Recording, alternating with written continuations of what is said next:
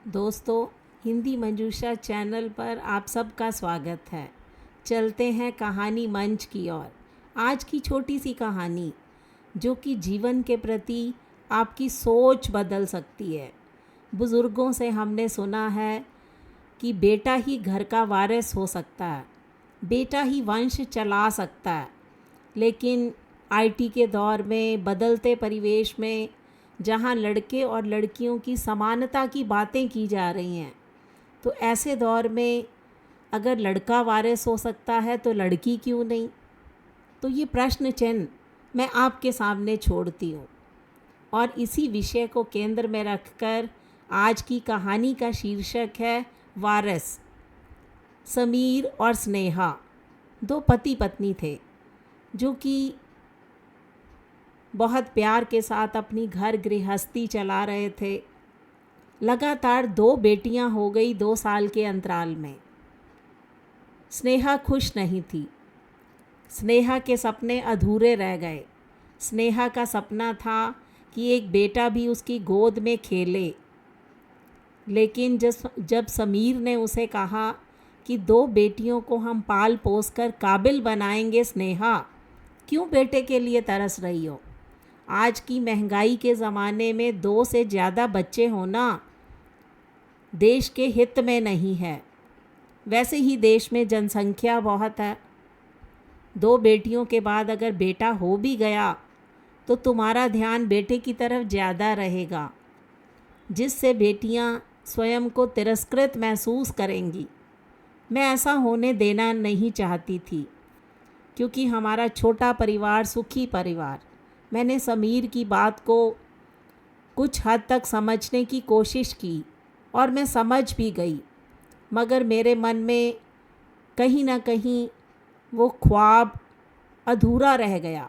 हम दोनों ने मिलकर दोनों बेटियों को अच्छी शिक्षा दी, अच्छे संस्कार दिए, संस्कृति से उनका व्यक्तित्व बनाया। बड़ी बेटी डॉक्टर बनी और छोटी बेटी इंजीनियर। बड़ी बेटी डॉक्टर और छोटी इंजीनियर। बड़ी धूमधाम से दोनों बेटियों की अच्छे लड़कों से शादी भी कर दी। बड़ा दामाद डॉक्टर है, छोटा दामाद इंजीनियर है। दोनों बेटियों को अपना मनपसंद जीवन साथी मिल गया। हम पति पत्नी बहुत खुश थे, खुशी से अपना जीवन बिता रहे थे। समीर ने जो भी संपत्ति हमारे पास थी, दोनों बेटियों में आधी आधी बांट दी। तो जब बड़ी बेटी ने कहा, हमें आपकी संपत्ति की ज़रूरत नहीं है पापा, आप अपनी संपत्ति अपने पास ही रखिए, तब समीर ने जवाब दिया, हमारे घर के तुम ही तो वारिस हो। हमारे बाद हमारी संपत्ति की देखभाल तुम दोनों बहनें मिलकर ही तो करोगी। तो बेटी ने कहा, आप अभी कहीं नहीं जा रहे हैं पापा, कभी ना कभी तो हमें जाना ही पड़ेगा बेटा। समीर ने अपनी बेटी से कहा। तब समीर ने जवाब दिया कि हमारे बाद आपको ही हमारी संपत्ति की रक्षा करनी पड़ेगी। लेकिन एक बात ज़रूर कहना चाहता हूँ कि अगर मैं पहले चला गया तो अपनी माँ का ध्यान ज़रूर रखना। स्नेहा बीच में बोल पड़ी, अगर मैं चली गई तो? यह भी कोई कहने वाली बात है मम्मी पापा? आप लोग ऐसा क्यों कह रहे हैं? आप दोनों की देखभाल करना हमारा कर्तव्य है, बेटी ने कहा। इसलिए कह रहा हूँ क्योंकि मेरे दोस्त ब्रजेश के दोनों बेटे अमेरिका में जाकर बस गए। उनके बुढ़ापे का कोई सहारा नहीं रहा। जब 2 बेटे हुए तब ब्रजेश बहुत गर्वित था, यह सोचकर कि 2 वारिस पैदा हो गए। मुझे भी कहा था, एक बार और चांस ले लो, अमूल्य हो सकता है तीसरी बार कोई बेटा पैदा हो जाए। तुम्हारे बाद तुम्हारा कोई वारिस तो होगा ही ना। मैंने भी हंसकर कहा था कि मेरी बेटियां ही वारिस बनेंगी, मुझे बेटा नहीं चाहिए। समीर ने मेरी बेटी को जवाब दिया।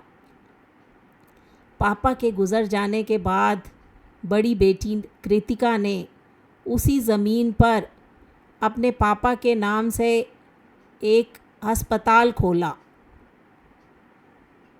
और पापा ने संपत्ति का बंटवारा करते समय जो उसे ज़मीन दी थी उस पर अस्पताल खोला। अस्पताल का नाम अपने पापा के नाम से अमूल्य आरोग्य केंद्र रखा। छोटी बेटी अमृता के नाम से पापा ने अपना मकान कर दिया था, तो अमृता ने उस मकान में बच्चों के लिए एक निःशुल्क स्कूल खोल दिया।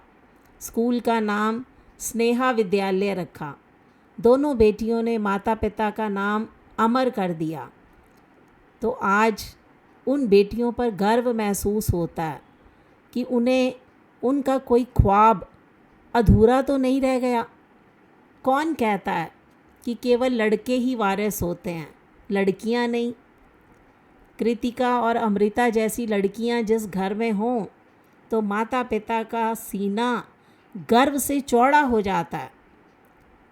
बेटों के साथ साथ बेटियां भी माँ बाप का नाम ऊंचा कर रही हैं, तो बेटियां भी अपने कर्म से हमारा दृष्टिकोण बदल सकती है। माँ को, स्नेहा को बेटे ना होने का मन में कोई क्षोभ नहीं रहा, क्योंकि बेटों के साथ साथ बेटियां भी वारिस बन सकती हैं। हमें अपनी सोच बदलनी होगी। उम्मीद है कि ये छोटी सी कहानी जो कि जीवन के प्रति आपकी सोच बदल सकती है। आपको कहानी कैसी लगी, इस पर अपनी प्रतिक्रिया दीजिए।